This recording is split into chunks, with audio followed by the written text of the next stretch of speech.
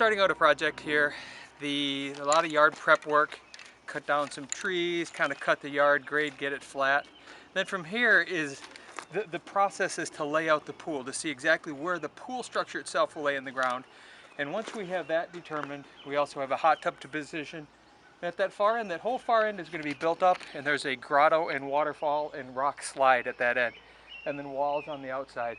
So as we lay this out and we start looking at the position of the pool, then we figure out all of our dimensions for all of our walls to make sure that everything is cut down ahead of time. Otherwise, when we start digging, we can't get in there and dig those walls back. So we try to prep everything that we possibly can before we dig the pool.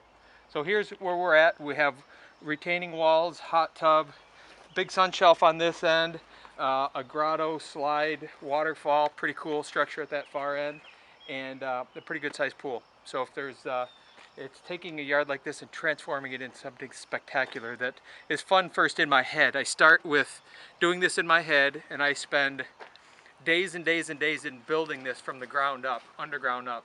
So all of this that I'm doing now is something that I've done a dozen times or 24 times in my head, so that I know when I start from 4 feet underground and I work my way up, I don't make any mistakes.